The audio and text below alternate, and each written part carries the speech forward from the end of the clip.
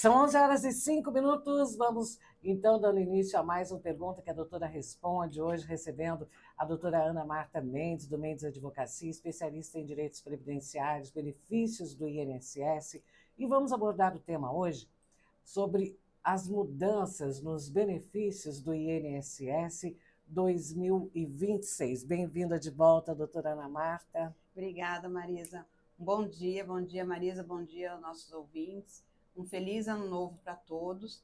E vamos hoje trazer alguns esclarecimentos das novidades de 2026. Não tivemos grandes mudanças, mas vamos conversar sobre isso. Muito bem. Os benefícios do INSS foram reajustados nesse ano, doutora? Sim, na verdade esse reajuste começa agora a alíquota, né, já definida em janeiro, mas os reajustes mesmo, os valores reajustados serão recebidos a partir de fevereiro. Então, quem recebe salário mínimo, que recebia 1.518 até dezembro de 2025, vai passar a receber agora 1.621. E quem recebe a mais que o salário mínimo, né, aposentados, outros benefícios que recebem valor maior que o salário mínimo, vai ter um reajuste de 3,90% no seu benefício. Mas ressalto que essas diferenças, esses aumentos serão recebidos a partir de fevereiro, que é quando se paga os benefícios de competência de janeiro, né? A Maria Angélica está perguntando, doutora Ana Marta, bom dia, Marisa. Esse reajuste precisa ser pedido ou é automático? Não, Maria Angélica, não precisa fazer nenhuma solicitação. Esse reajuste ele é automático. Muito bem. E quem recebe o LOAS, doutora? Também teve então, reajuste? porque LOAS é sempre pago no salário mínimo, né? Então, mudando o salário mínimo, automaticamente já muda os valores do LOAS. Então, quem recebe LOAS já vai, a partir de fevereiro, receber no valor de R$ 1.621.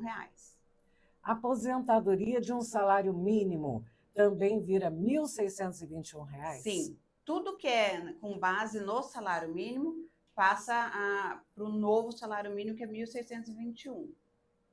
Também uma pergunta aqui do Luiz Carlos. O aumento do salário mínimo muda alguma coisa para quem contribui, doutora? Ah, com certeza. Isso muda aí os valores das contribuições, e não só para quem recebe salário mínimo, quanto os trabalhadores, né, que recebem valores acima disso.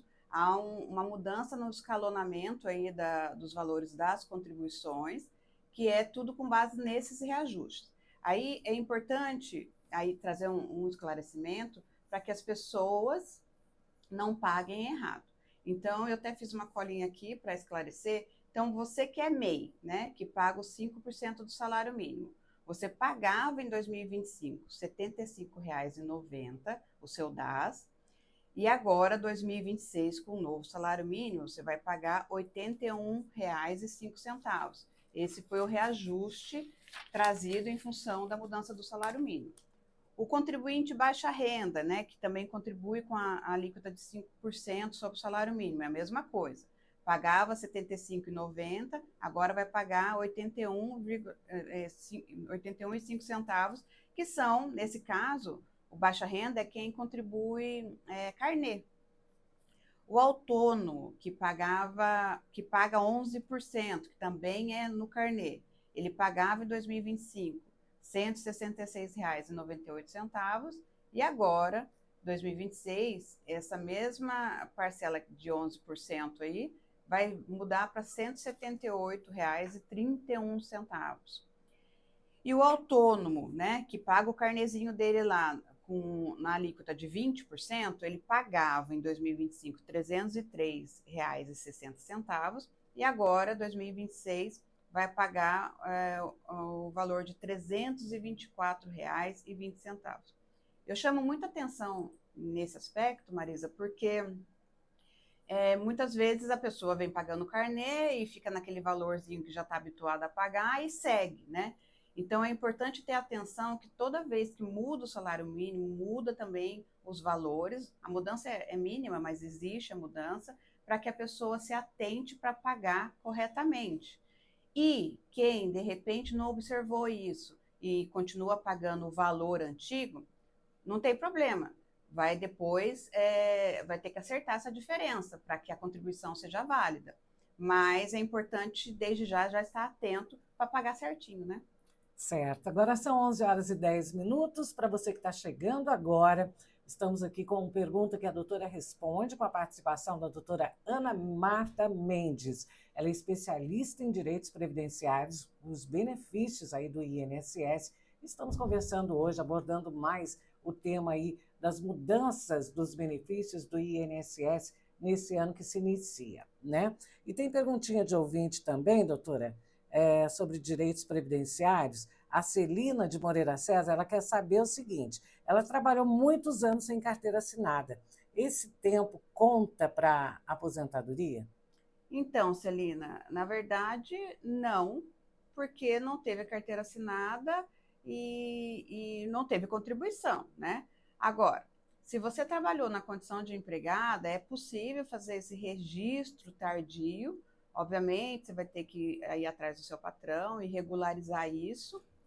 Ou foi um trabalho que você fez e não teve patrão, então era uma prestadora de serviço, você trabalhou como autônoma. Se você tiver como provar documentalmente essa prestação de serviço que você fez na época e não contribuiu, você pode regularizar essa situação junto ao INSS, provando a prestação de serviço, e você vai ter que fazer a contribuição. Agora, se esse trabalho também foi trabalho rural, em sistema de economia familiar, ou seja, você trabalhava rural com família, com seu marido, com seus filhos, ou com seu pai, ou com sua irmã, não sei, isso aí independe de contribuição, aí pode ser contado sim, independente de contribuição. Aí tem que ver em qual cenário você se inclui. Mas se foi trabalho urbano, qualquer coisa na cidade, seja prestador de serviço ou empregado, aí vai ter que regularizar para esse tempo ser contado na aposentadoria.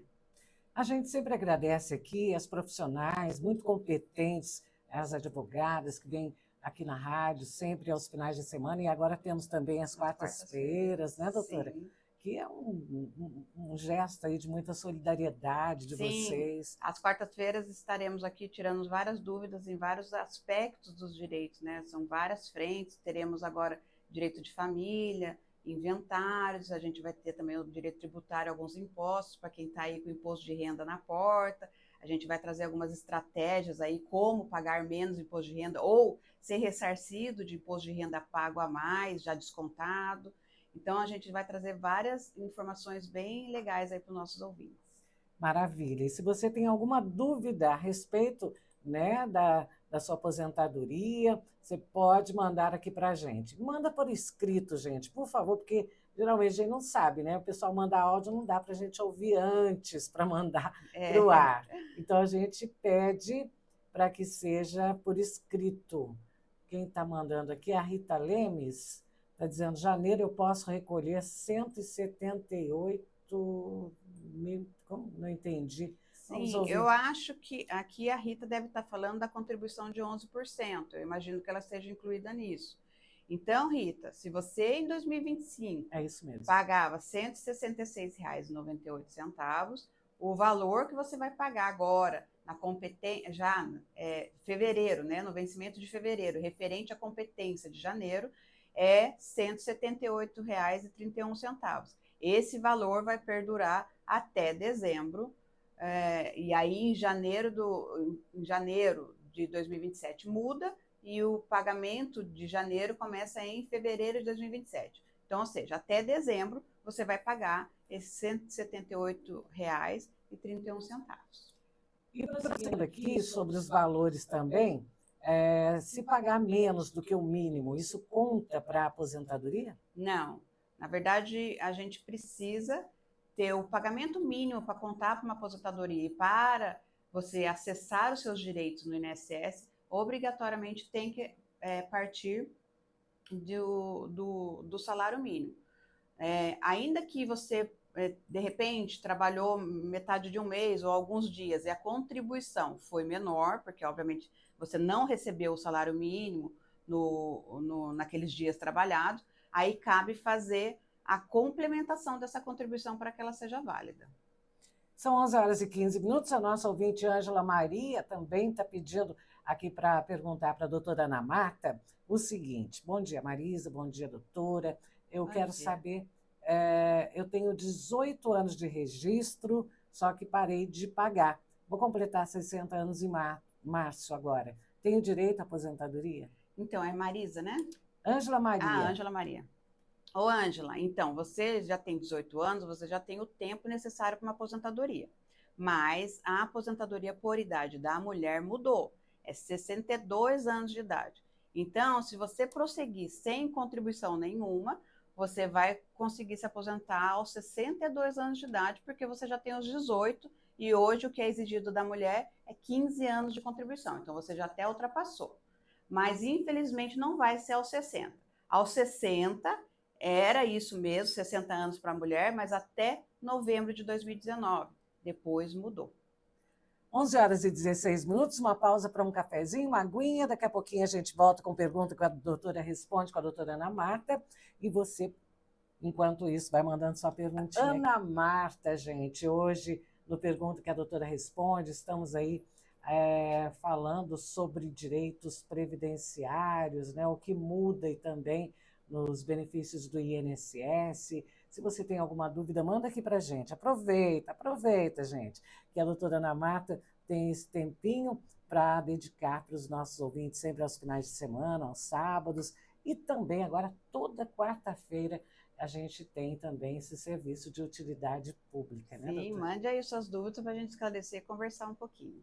Bom, temos perguntinhas aqui também da Angelina. A Angelina fez a mesma perguntinha, né, que a doutora respondeu para a Ângela, né? Isso. A Angelina diz assim, gostaria de saber, eu já paguei 17 anos, vou completar 60 anos em junho, será que eu consigo aposentar? Então, é a mesma resposta. coisa, Angelina. Você já tem o tempo necessário, realmente, em termos de contribuição. Você não precisa contribuir para fins de uma aposentadoria por idade, mas você vai ter que esperar 62 anos de idade. Não vai ser aos 60, infelizmente, porque realmente esse limite de idade, essa exigência de idade mudou desde novembro de 2019. Então, hoje já é 62, vai ter que esperar mais um pouquinho. A Marlene Moreira, bom dia, Marlene, está dizendo bom dia, doutora, bom dia, Marisa. Bom dia, Marlene.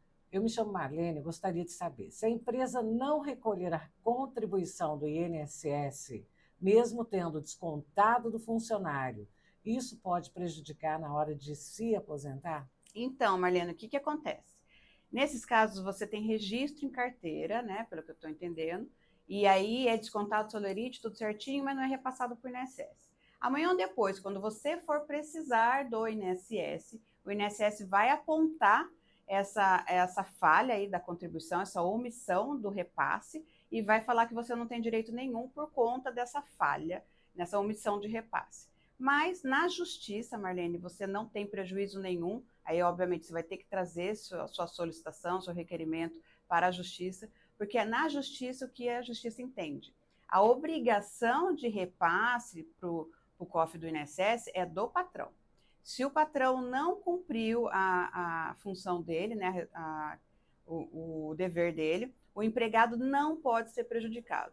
Então, se você provar que você teve registro do período X e que você trabalhou tudo certinho, que vai estar na sua carteira de trabalho, então isso não vai gerar prejuízo nenhum, em direito nenhum seu perante o INSS, mas na justiça. No INSS, o INSS vai negar, mas diante dessa negativa, você traz para a justiça que lá o seu direito é garantido, sim. Muito bem. O nosso ouvinte Jairo também tem uma dúvida aqui, doutora, dizendo que ele quer saber como é que ficou o processo do artigo 29, é isso mesmo? Com relação ao tempo de serviço, mesmo a gente sendo aposentado. Ah, tá. Bom, eu imagino que seja, pode ser da história do pecúlio, pode ser de desaposentação, não sei o que ele está querendo dizer. Que se refere, né? né? Que ele se refere, mas de toda forma. Se for desaposentação, tipo, você está aposentado, continuou trabalhando e quer que esse tempo que você trabalhou pós-aposentadoria seja integrado na sua aposentadoria para um valor melhor de aposentadoria, isso aí foi vetado, o Supremo Tribunal Federal disse não, e não vai ter esse direito. Então, você que é aposentado, continua trabalhando, você é obrigada a recolher as contribuições para o INSS, mas infelizmente essas contribuições não vão te favorecer em nada, porque você já é aposentado, tá?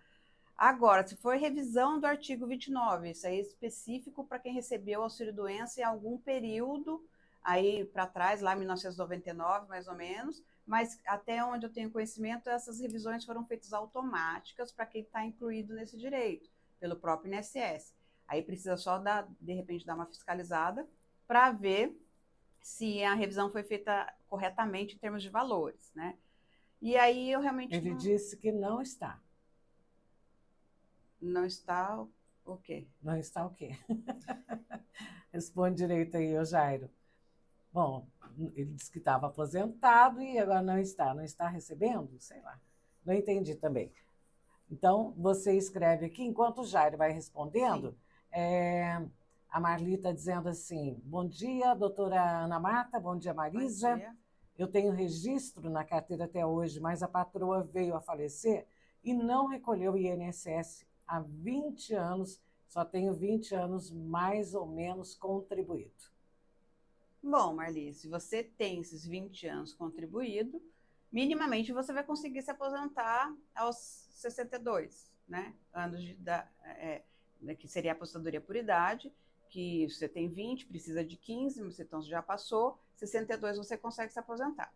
O fato de repente, não ter dado baixa na sua carteira, eu acho que seja essa a dúvida, isso não vai te prejudicar, uma vez que você tem as contribuições, eu imagino que elas estejam vinculadas, já integradas dentro do sistema do INSS, então não haverá prejuízo.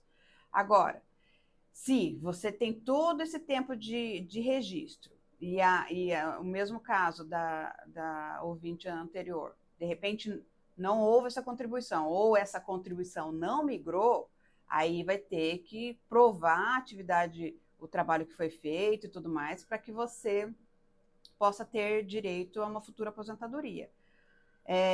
O fato de não ter dado baixa na sua carteira, se houve contribuição e tem os registros no sistema do INSS, isso não vai trazer prejuízo nenhum para você. Agora, se essas contribuições não migraram e também não tem baixa, aí você vai ter que provar até quando realmente você trabalhou, para que mesmo não tendo migrado as contribuições, ou a patroa não tendo feito as contribuições, esse tempo seja válido, independente das contribuições, para que você consiga se aposentar, na mesma forma que eu expliquei para o ouvinte anterior. Você provou o trabalho, a obrigação de repasse das contribuições é do patrão, e se isso não houve, você não pode ser prejudicada por essa omissão. 11 horas e 25 minutos. Olha só, a Lucimara Bento, ela mora em Moreira César. Ela disse assim, um homem que tem 46 anos de vida e mais 26 anos de contribuição, como é que fica a aposentadoria dele? Ainda tem uma caminhada para esse homem. Ele, a princípio, ele vai se enquadrar na aposentadoria por idade, que vai ser aos 65 anos de idade. Hoje, 65 anos de idade exige 15 anos de contribuição, ele já ultrapassou esses 15 anos e eu imagino que ele vai continuar trabalhando até lá, então ele vai conseguir ter uma aposentadoria de valor bem melhor por conta de ter contribuição, mais tempo de contribuição do que o exigido, lá quando chegar aos 65. Qualquer possibilidade de uma aposentadoria anterior aos 65 vai depender de análise, porque sim, aposentadorias para o homem são possíveis antes dos 65 anos de idade, mas aí tem que fazer um planejamento, um estudo, para ver em qual outro tipo de aposentadoria ele se enquadra. Porque tem outras que exigem menos idade, ou nem exige idade, mas tem alguns requisitos próprios. Aí realmente tem que fazer um estudo do caso. Uma coisa que eu já deixo claro não basta só ter 35 anos de contribuição para se aposentar o homem. E isso era válido até 2019. De lá para cá, amanhã ou depois, ele está com 26 anos de contribuição. Ele completou os 35, só isso não vai garantir para ele uma aposentadoria. Então, realmente depende de uma análise mais detalhada desse caso. Muito bem. O José do Mombaça também tem uma dúvida aqui, doutora. sobre revisão de aposentadoria. Quanto tempo leva para ganhar? Ah, essa questão de tempo não tem como precisar, tá? Mas eu me atreveria a falar que num pedido de revisão administrativo, que é o pedido que você faz direto no INSS, vai aí pelo menos uns 2, 3 anos de processo minimamente. Esse processo não deu certo lá no INSS, o INSS negou o pedido de revisão, você vai trazer para a justiça, minimamente também é uns 2, 3 anos de justiça. Não consigo dar uma visão assim muito otimista nesse aspecto. É algo, eu até converso sempre com meus clientes, eu sempre explico que é uma poupança forçada, porque tudo bem, ninguém quer esperar, mas uma vez que tem essa espera e não tem nada que a gente possa fazer para abreviar, uma vez saindo, sei lá, depois de 3 anos, 4 anos de espera, você vai receber todos os atrasados e tudo corrigido. Então, é como se fosse uma poupança. E, infelizmente, eu sei que a gente tem pressa, né? E tem pressa tanto o cliente, que está ali precisando do dinheiro, quanto a gente, advogado, que a gente depende disso também para receber a nossa parte. Mas, infelizmente, não é rápido mesmo. Tá, a nossa ouvinte Joelma, ela também participa aqui com a gente. Bom dia, Joelma. Ela tem 51 anos, diz que já trabalhou registrada, agora ela não trabalha, mas paga o INSS. Só que agora ela está com hérnia de disco. Ela consegue se aposentar antes ou precisa atingir a idade, doutora? Não, consegue, até consegue se aposentar antes, sim. Aí que tá. Se você está com hernia de disco, você pode se incluir no tipo de aposentadoria que é a aposentadoria do deficiente. Aí você vai falar: ah, mas eu não sou deficiente, doutora. Sim. É até bom trazer esse esclarecimento. A aposentadoria do deficiente não é para aquelas pessoas, é para aquelas pessoas que sim têm aquelas deficiências mais evidentes, né? Então, uma cegueira, uma perda auditiva, ou até alguém que está numa cadeira de rodas, isso aí são deficiências evidentes, mas são para todas aquelas outras pessoas que têm alguma doença que traz alguma limitação no seu dia a dia. Então, quem tem hernia de disco, a gente sabe que minimamente não pode fazer alguns tipos de esforços físicos, não pode ter impacto, então traz algumas limitações no seu dia a dia. Você, na condição de aposentadoria de deficiente, você consegue, sendo mulher, se aposentar aos 55 anos de idade, desde que você prove que essa hérnia você carrega ela minimamente por 15 anos, ou você consegue se aposentar com menos tempo de contribuição, comprovando essa hérnia há 2 anos, minimamente há 2 anos que você é acometida por ela. Paralelo a isso, a gente também tem a aposentadoria por invalidez. A aposentadoria por invalidez não exige nem mínimo de tempo, nem menos ainda idade. Mas exige um quadro de incapacidade maior, né? Um pouco mais rígido, tipo, não consigo fazer nada da minha atividade que eu fazia anteriormente. É possível. Então, realmente, a gente tem que fazer uma análise para ver em qual tipo de aposentadoria a gente consegue incluir você antes, né, dos 62, mas sim, a sua aposentadoria é possível sim antes dos 62 anos de idade. Pergunta que a doutora responde. São 11 horas e 31 minutos. Está chegando agora? Dá tempo, gente. Temos mais alguns minutinhos, tá? Então aproveita a presença da doutora Ana Marta Mendes. Ela é especialista em direitos previdenciários. Para você que está pensando, não, está chegando o momento de se aposentar. Você que tem alguma dúvida aí relacionada aos seus benefícios do INSS. Estamos também falando sobre as mudanças, né, os benefícios do INSS nesse ano de 2026. Quais são os tipos de aposentadoria vigentes hoje no INSS, doutora? Então, a gente tem a aposentadoria por idade, a gente tem as aposentadorias de regra de transição, a aposentadoria do deficiente, a aposentadoria por invalidez, a aposentadoria rural e a aposentadoria especial. E aí, por isso que eu insisto tanto que a pessoa faça uma análise da sua situação para ver em qual tipo se enquadra, porque existem aposentadorias que você consegue antes, talvez com menos idade, outras que você vai ter que ter a idade mesmo, mais estratégias para você chegar até lá com mais facilidade, ou aposentadorias que você proporciona valores melhores. Tudo isso a gente consegue fazer num estudo e trazer esclarecimento para aquele trabalhador, né? Mas é isso. E 2026 ela traz mudança, o ano traz mudanças apenas nas regras de transição, nas aposentadorias de regra de transição. E o que são as aposentadorias de regra de transição? Antes, o homem se aposentava com 35 anos de contribuição, independente da idade, e a mulher com 30 anos de contribuição, independente da idade. Era a aposentadoria por tempo de contribuição que existiu até novembro de 2019. Com a reforma, essas aposentadorias passaram a não existir mais, e aí vieram as regras de transição para as pessoas que estavam próximas, né? O homem que estava próximo dos 35, a mulher que estava próxima do 30, como que ia, então, se aposentar dali em diante. Nessas que houveram algumas modificações, que são a aposentadoria de pontos e a de idade progressiva, mas, de verdade, essas aposentadorias também que são as menos aplicadas, são as que abrangem menos pessoas, então também não vejo tanto prejuízo para os trabalhadores. Certo. Vamos para a última perguntinha aqui. Infelizmente, né, o Sim, tempo não dá tempo de responder todo mundo, sim. mas vamos aqui por sequência.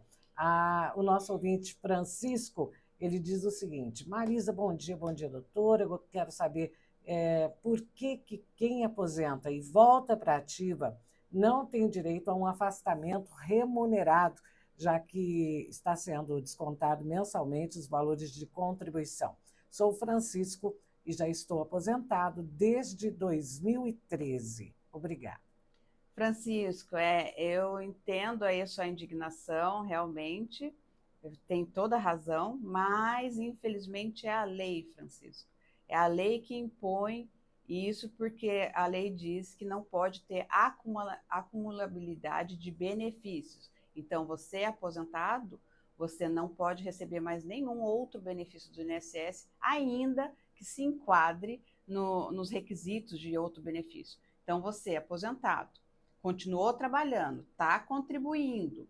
Então, de repente, você sofre um acidente de trabalho, você ficou doente, não consegue trabalhar. Então, você pensa, poderia ter direito a um auxílio-acidente, a um afastamento, né, auxílio-doença, mas infelizmente não pode, porque você já tem uma aposentadoria. E a aposentadoria não pode ser acumulada com nenhum auxílio-doença, auxílio-acidente ou com qualquer outro benefício que, de repente, você tenha intenção. E aí você vai me perguntar, mas por que então eu contribuo? Você contribui porque é uma exigência da lei.